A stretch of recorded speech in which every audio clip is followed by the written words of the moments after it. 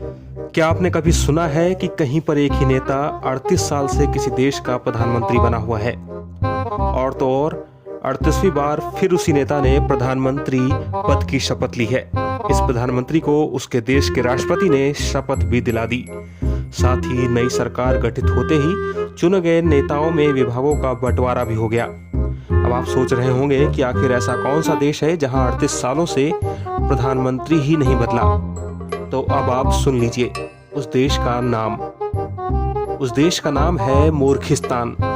जी हाँ, मूर्खिस्तान। दरअसल उत्तर प्रदेश के बाराबंकी जिले में 38 सालों से एक परंपरा चली आ रही है। इस परंपरा के तहत यहाँ के कुछ लोग मिलकर 1 अप्रैल को मूर्खिस्तान की सरकार बनाते हैं, जिसमें राष्ट्रपति चुना जाता है, प्रधानमंत्री बनता है और उसकी सरकार के मंत्रियों को भी विभाग बांटे जाते हैं। यह परंपरा 1 अप्रैल यानी मूर्ख दिवस के दिन निभाई जाती है, इसलिए सब कुछ हंसी मजाक के अंदाज में होता है। और तो और सरकार बनने के बाद प्रधानमंत्री को गधे पर बैठाकर घुमाया भी जाता है। हंसी मजाक में निभाई जा रही इस परंपरा के तहत बाराबंकी में एक बार फिर मूर्खिस्तान की नई सरकार गठित हुई और चुने गए नेताओं में विभागों का बंटवारा हुआ।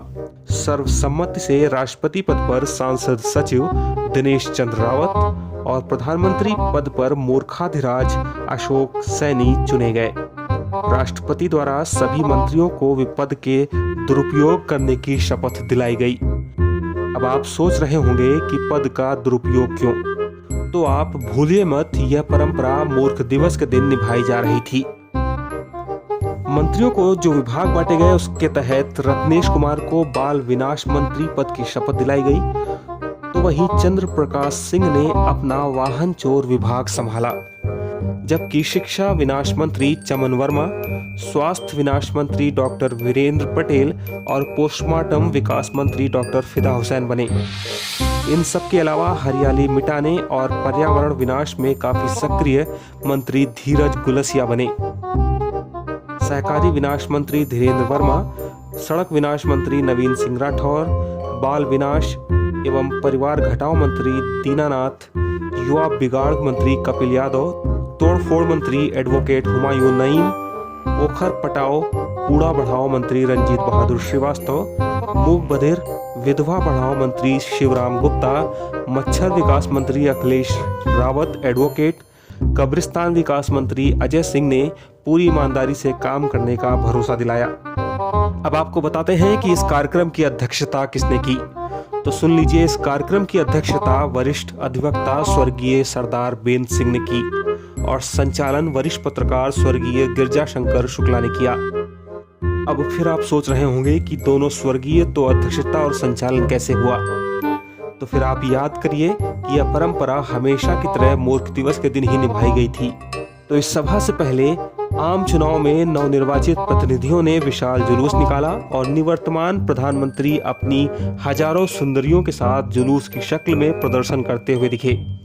इस दौरान समर्थकों ने जूता लात चलाते हुए टमाटर, गाजर और मूली से जमकर उनका स्वागत भी किया। वहीं शपथ ग्रहण समारोह में देश की समस्याओं को रखते हुए स्वर्गीय सरदार बेंत सिंह ने कहा कि जनता हित में देश की सभी संपत्ति को बेच देना चाहिए। अगर जनता को आत्मनिर्भर बनाना है तो जड़ जोरू और जमीन विवादों को बढ़ाना होगा। वहीं गृह मंत्री शिवकरण सिंह ने कहा कि मंत्रियों की जी हुजूरी डीएम कितनी सफाई से कर सकता है और सरकारी जमीनों को कितनी आसानी से खरीद फरोख्त कर सकता है, इस योग्यता पर जिलाधिकारी और कप्तानों की तैनाती जिले में होगी। कप्तान कितने दंगे करा सकता है, जाति से जाति को लड़ाने में जिलाधिकारी कितनी मदद कर सकता है, इस पैमाने को भी उनकी तैनाती में जोड़ा जाना चाहिए। यहाँ एक बात ध्यान रहे, ये सब पैमाने मूर्ख दिवस पर मूर्खिस्तान देश के लिए हैं और असल जिंदगी से इसका कोई भी लेना देना नहीं है। इसलिए इस पूरी सरकार को एक हंसी मजाक के तौर पर लीजिए और भूल जाइए, क्योंकि अगली बार यानी 1 अप्रैल 2023 को एक बार फिर इस मूर्खिस्तान की सरकार बनेगी और 39वीं बार भी मूर्खिस्तान के प्रधानमंत्री वही होंगे जो 38वीं बार बने हैं।